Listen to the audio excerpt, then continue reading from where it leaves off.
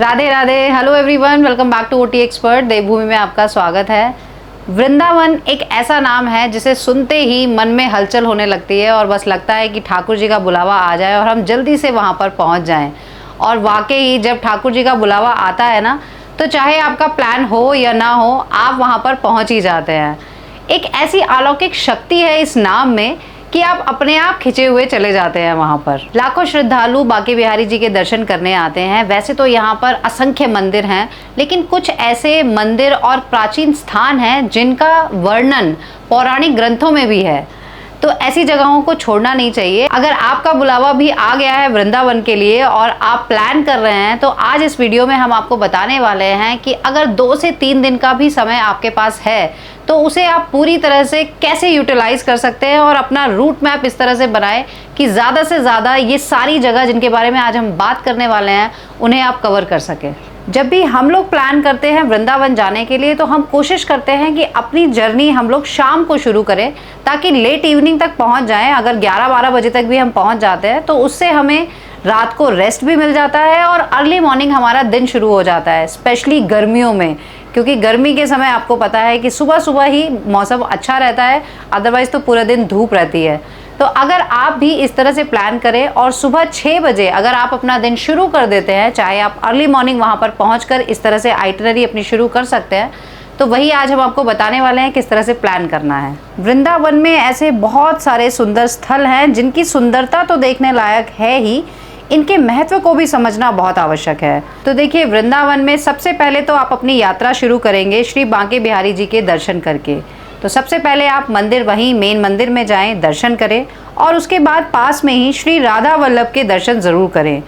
इस मंदिर में पहुंचते ही जो भजन कीर्तन आपके कानों में पड़ते हैं, सच में ऐसा लगता है कि आप उनमें खो गए हैं। और ऐसा होता भी है, क्योंकि वहाँ पर जो पूरा ऑरा होता है, जिस तरह से लोग वहाँ पर मग्न होते हैं, आप भी उन्हीं में खो जाते हैं और श्री राधा रानी और बांके बिहारी जी की भक्ति में लीन हो जाते हैं। एक चीज और सबसे जरूरी जो है कि अगर आप वृंदावन में पूरा घूमने का प्लान कर रहे हैं यहाँ पर, तो आप गाड़ी से ना घूमें, क्योंकि इतनी छोटी छोटी गलियां हैं और बहुत ज्यादा ट्रैफिक तो रहता ही है। तो आपके लिए हम सजेस्ट यही करेंगे, जैसा कि हम करते हैं, कि जहाँ पर भी आप स्टे कर रहे हैं गाड़ी आप वहीं पर खड़ी रहने दें और वहां से आप रिक्शा करके इन जगहों पर जाएं। तो इसी तरह जब आप श्री राधा वल्लभ जी के दर्शन कर लेते हैं, वहां से भी आप रिक्शा लेके आगे बढ़ते हैं। तो इन कुंज गलियों से निकलते हुए आप पहुंचते हैं निधिवन।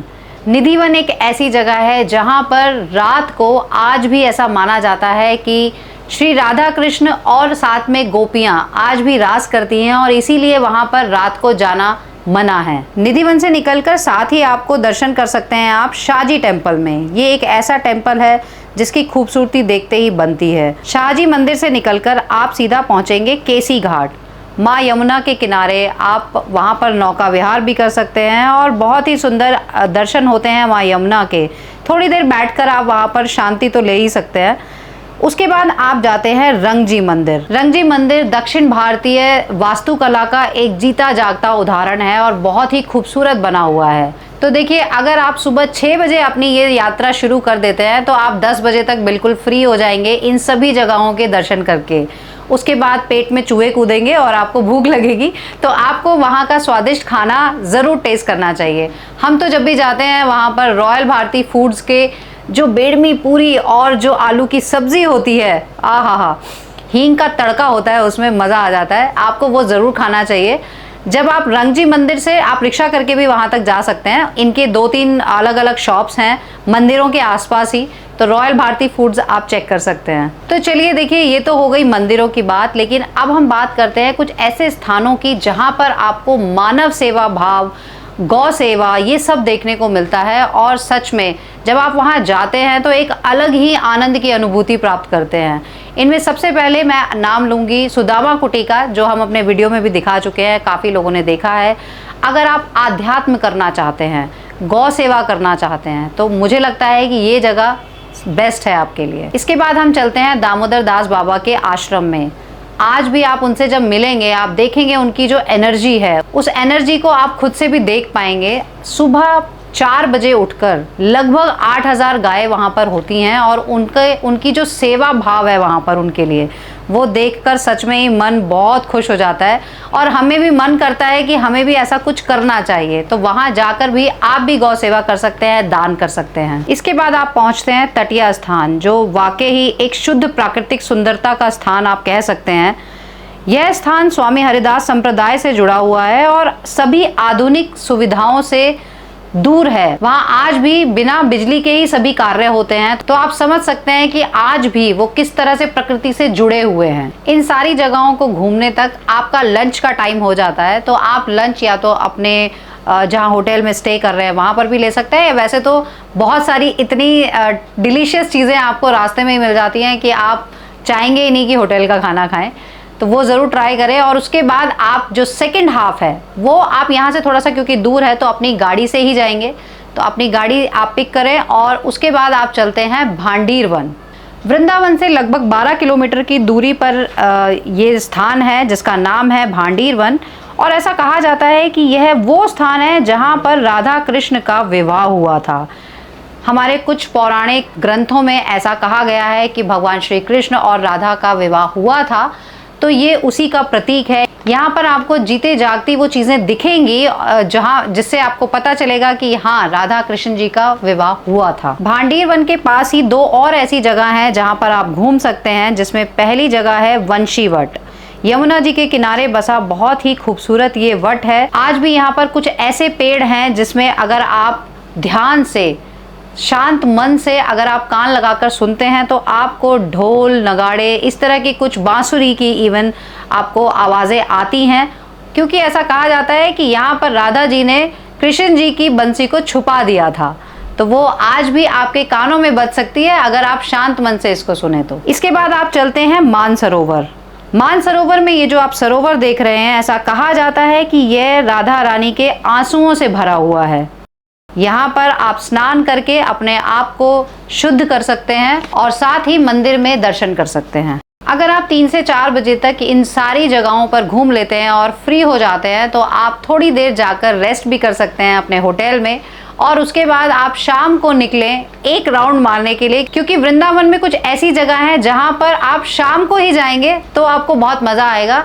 जिसमें से एक जगह है प्रेम मंदिर। लेकिन प्रेम मंदिर का क्योंकि कुछ समय है, वो आप गर्मियों का और सर्दियों का टाइम अलग अलग होता है, आप ऑनलाइन भी चेक कर सकते हैं।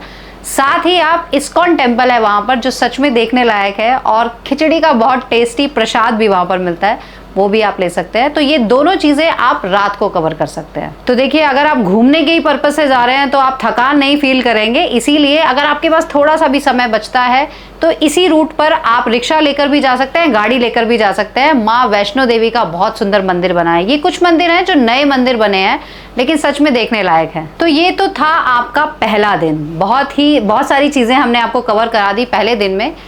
फिर शुरू होता है आपका दूसरा दिन।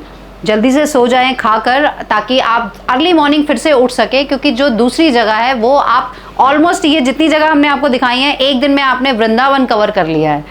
अब हम आपको सेकेंड डे लेकर चलते हैं मथुरा, क्योंकि मथुरा में भी अगर आप वृंदावन आते हैं तो मथुरा नहीं छोड़ सकते, क्योंकि इतनी खूबसूरत जगह है यहाँ पर भी जो आपको देखनी चाहिए। जिसमें सबसे पहले आप श्री कृष्ण जन्मभूमि पर जाते हैं। श्री कृष्ण जन्मभूमि अपने आप में एक बेहद खूबसूरत जगह है, और जब आप जाते हैं उन चीज़ों को आप देखते हैं कि यहाँ पर कृष्ण जी का जन्म हुआ था। वो जेल काल कोठरी आज भी वहाँ पर है, वहीं से आपको निकलकर आना होता है, तो आप सारी चीज़ों को महसूस कर पाते हैं। बहुत बड़ा एरिया है, तो अगर आप पूरे एरिया में घूमेंगे तो आराम से आपको 1 से 1.5 घंटा लगेगा। लेकिन सुबह सुबह ही अपने आप को इतना ना थकाएं कि आप पूरा दिन ना घूम पाएं, तो छोटा छोटा भी आप थोड़ी थोड़ी दूरी पर भी आप घूम सकते हैं। श्री कृष्ण जन्मभूमि के दर्शन करने के लिए आप सुबह 5 बजे पहुंच सकते हैं, क्योंकि ये सुबह 5 बजे से ओपन हो जाता है। कोशिश करें जितना जल्दी ही दिन शुरू करेंगे, आपको बहुत सारी चीज़ें आगे भी कवर करनी है। अगर आप यहाँ पर 5 से 6 के बीच भी पहुँचते हैं तो दर्शन करने के बाद 8 बजे 8:30 बजे आप अपना नाश्ता ज़रूर कर लें यहाँ पर, और उसके बाद आप पहुँचें द्वारिकाधीश। द्वारिकाधीश मंदिर 11 बजे तक ही खुलता है, तो कोशिश करें उससे पहले आप वहाँ पर जाएँ। और क्योंकि वो बीच बीच में मंदिर बंद होता रहता है, खुलता रहता है, तो थोड़ी देर आपको वहाँ पर वेट भी करना पड़ सकता है। लेकिन सच में आपको ऐसा लगेगा कि आप सच में गुजरात में द्वारिकाधीश पहुँच गए हैं। दर्शन आपको बिल्कुल वही द्वारिकाधीश वाले वहाँ पर मिलेंगे। उसके बाद वहीं से आप पैदल पैदल जाएं माँ यमुना जी के किनारे।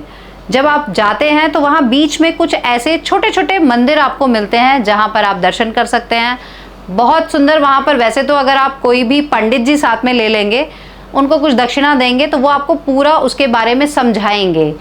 शनिदेव का मंदिर, यमुना जी, क्योंकि यमुना जी के भाई हैं शनिदेव, तो वो वहीं पर उनका मंदिर भी है, उनके भी दर्शन कर सकते हैं। और यमुना जी के किनारे भाई बहन को स्नान करके पूजा करने का एक बहुत ही महत्व है। लगभग अगर आप 12 बजे तक भी यहाँ से फ्री हो जाते हैं तो कोशिश कीजिए कि आप मथुरा में ही अपना कहीं पर लंच ले लें, क्योंकि अब आपको यहाँ से जाना है लगभग 35 किलोमीटर आगे और बीच में आपको खाने की सुविधाएं नहीं मिलती हैं। ऐसा हमारे साथ हुआ था, इसीलिए आपको बता रहे हैं। लगभग 35 किलोमीटर जाने के बाद आप पहुँचेंगे गोवर्धन। गोवर्धन ये यहाँ पर आप पैदल परिक्रमा मार्ग से जाते हुए आप पहुँचते हैं सबसे पहले कुसुम सरोवर। इतनी खूबसूरत जगह है और ऐसा कहा जाता है, वैसे तो इसकी बनावट ही बहुत सुंदर है, लेकिन कहा जाता है कि यहाँ पर श्री कृष्ण राधा जी की चोटी बनाया करते थे। देखने में आपको ऐसा भी लगेगा कि ये एक ऐसा सेटअप बनाया हुआ है जहाँ पर फिल्मों की शायद शूटिंग होती हो, क्योंकि अपने आप में ही इतना खूबसूरत बना हुआ है ये। यहाँ से आगे इसी रूट पर आप चलते हैं तो आप पहुँचते हैं कृष्ण कुंड और राधा कुंड। ये भी हमने अपने वीडियो में आपको दिखाया हुआ है, बहुत ही ज़्यादा महत्व है इसका। यहाँ से आगे बढ़ते हुए आप पहुँचते हैं राधा रानी के गांव बरसाना। बरसाना की गलियों से होते हुए आप सबसे पहले पहुँचते हैं श्री कुशल बिहारी जी के मंदिर। वहाँ पर आप पहले बिहारी जी के दर्शन करते हैं और वहीं से आप पैदल चलते हुए पहुँचते हैं राधा रानी के मंदिर। जितने हाइट पर राधा रानी का मंदिर बना हुआ है, सच में जब आप वहाँ से नीचे की तरफ देखते हैं आपको पूरे बरसाना वहाँ से इतना सुंदर दिखता है। और साथ ही वहाँ पर जिस तरह से मंदिर बनाया गया है, आप कितनी भी दूरी पर खड़े हो आपको बहुत ही सुंदर खुले दर्शन होते हैं राधा रानी के। ये तो हमने आपको प्लान बताया पूरे 2 दिन का, लेकिन एक और ऐसी जगह है जो अभी हमने छोड़ दी है, वहाँ जाना भी आपका बनता है अगर आपके पास एक दिन और है।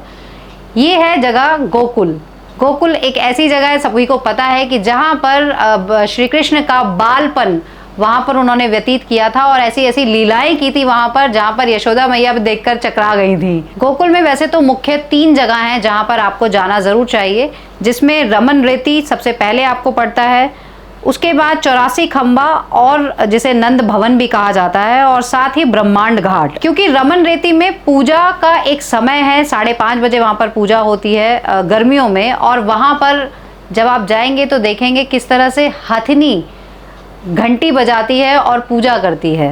तो ये सच में एक देखने वाली जगह है, बहुत बड़ा आश्रम है और भी बहुत सारी चीज़ें हैं वहाँ पर, हमने वीडियो में दिखाया हुआ है। इससे पहले जब तक अगर आप पहले, क्योंकि आपके पास पूरे दिन का समय है, तो आप पहले जाइए 84 खंबा जिसे नंद भवन कहा जाता है, जहाँ पर खंबे, उसका स्ट्रक्चर इस तरह से बनाया गया है कि अगर आप काउंटिंग करना चाहेंगे तो वहाँ पर खंबों को गिन नहीं पाएंगे। कभी या तो 83 होंगे या 85 होंगे, 84 खंभों को काउंट अभी तक किया नहीं गया है। ये वास्तुकला इस तरह की बनाई गई है, इस तरह से वो बनाए गए हैं पिलर्स की, जब आप उन्हें काउंट करते हैं तो कहीं ना कहीं गड़बड़ हो ही जाती है। लेकिन सच में देखने वाली जगह है। और एक खंभा वहाँ पर ऐसा वो भी है जहाँ पर यशोदा मैया कृष्ण जी को बांध दिया करती थी, वो भी आप देख सकते हैं। इसके बाद थोड़ा सा ही आगे आप जाते हैं ब्रह्मांड घाट। ये वो घाट है जब यशोदा मैया ने कृष्ण जी मिट्टी खा रहे थे और उनका मुंह खुलवाया था, तो उन्होंने मुंह इस तरह से जब खोला तो उन्हें पूरा ब्रह्मांड उसमें नजर आ गया था। वहां पर आज भी आपको प्रसाद में छोटे छोटे मिट्टी के लड्डू मिलते हैं, वो आप जरूर लेकर आ सकते हैं। और ब्रह्मांड घाट पर जब आप यमुना जी के किनारे पहुंचते हैं, सच में इतना खूबसूरत दृश्य देखने को मिलता है। शाम के समय जाएंगे तो और खूबसूरत मिलता है। तो टाइम थोड़ा सा इस तरह से मैनेज करें कि लंच के बाद आप निकल जाएं। ये दोनों जगह घूमकर आप वापस आते हैं रमन रेती। और रमन रेती में क्योंकि आपको 1 से 1.5 घंटा पहले अगर आप आते हैं तो इजीली आप टाइम स्पेंड कर सकते हैं। वैसे तो अंदर जाने का एंट्री का टाइम अलग है, लेकिन उससे पहले ही सामने बिल्कुल इतने सुंदर वहाँ पर पशु विहार है, जहाँ पर आपको इतने सारे सुंदर सुंदर हिरन मिलते हैं, उन्हें आप दाना खिला सकते हैं। बहुत सारे कबूतर, शुतुरमुर्ग, इतने सारे वहाँ पर आपको जानवर मिल जाएंगे कि आप उन्हें ही देखते रहेंगे। और उसके बाद जब आप अंदर जाते हैं, वहाँ पर इतनी सुंदर सुंदर कुटियाएं बनी हुई हैं जहाँ पर आज भी साधु महात्मा रहते हैं, ध्यान करते हैं। और जो पूरा एक परिसर में उन्होंने रेत वहाँ पर आपको देखने को मिलता है। ऐसा माना जाता है कि उस रेत के कण कण में श्री कृष्ण बसे हुए हैं। तो लोग अपने ऊपर उसे लपेट लेते हैं। तो देखिए ये है पूरे 3 दिन का प्लान। इसमें अगर आपको पहले दिन कुछ ज्यादा हो जाता है तो उसे आप कवर कर सकते हैं दूसरे दिन में, दूसरे दिन अगर कुछ चीजें छूट जाती हैं तो वो आप तीसरे दिन में कवर कर सकते हैं। लेकिन अगर आपका 3 दिन का आपका प्लान है तो मुझे लगता है कि ये सारी जगह आपको जरूर कवर करनी चाहिए। और देखिए इतनी सारी चीजें बताने में मैं भी एक बहुत ही इंपॉर्टेंट और बहुत ही सुंदर मंदिर के बारे में भूल गई आपको बताने के लिए। गोपेश्वर महादेव का मंदिर, ये बिल्कुल रंगजी मंदिर के रास्ते में ही है और आप रिक्शा करके भी वहां से जा सकते हैं। रंगजी मंदिर से पैदल भी आप वहां तक जा सकते हैं और महादेव के दर्शन जरूर करें वहां पर। तो देखिए ये जो हमने पूरा आपके लिए एक टूर बनाया है वृंदावन का, तो आप मथुरा, वृंदावन, गोकुल, बरसाना ये सब आप कवर कर सकते हैं।